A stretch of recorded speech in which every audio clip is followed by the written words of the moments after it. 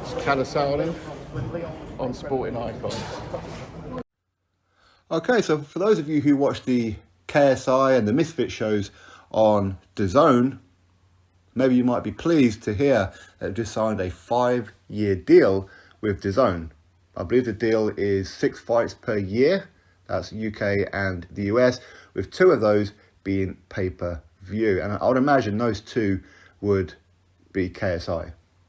Now, it does look like KSI could well be fighting Jake Paul in December. They're going through all the terms, the contracts, and all that kind of backwards and forwards. So we'll have to wait and see. But as far as the Misfit shows are concerned, listen, it ain't for me. It isn't for me. And I briefly spoke with Calla about it, not an interview. But, I mean, the Misfit shows are not really for me. I don't enjoy them. It's almost like a circus show for me. And I do feel that the subscription that we pay every month for DAZN, for the content that we want, is contributing towards this, to be honest. Now, I understand KSI being pay-per-view. You know what? He's a big name, isn't he? You know, he's a very, very popular lad. He's pretty good in the ring. He knows how to box. He knows how to fight, all that kind of good stuff. He is quite selective as to who he fights. I think it's probably safe to say, but there's no harm in that. None whatsoever. At the end of the day, you know, he's doing what it is he's supposed to do. You know, he is bringing people to boxing.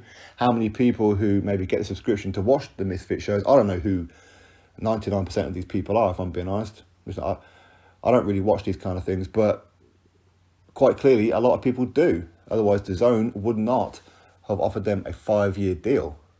It wouldn't have done. But at the end of the day, listen, maybe this is something that's going to catch on.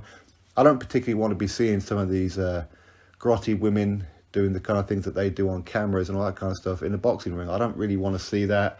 I'm a little surprised Mark Tibbs would even train any of them. But at the end of the day, there seems to be a market for it.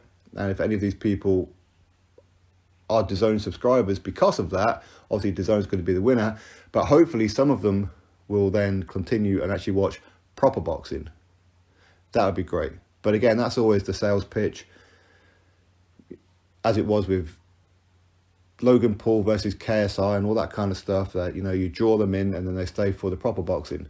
I'm not too sure how much of that is actually true. It's just like a marketing tool. But anyway, quite clearly, DAZN are doing quite well out of it. That's why they've offered him a 5-year deal. Drop your thoughts below. Click thumbs up, subscribe. Catch you next video.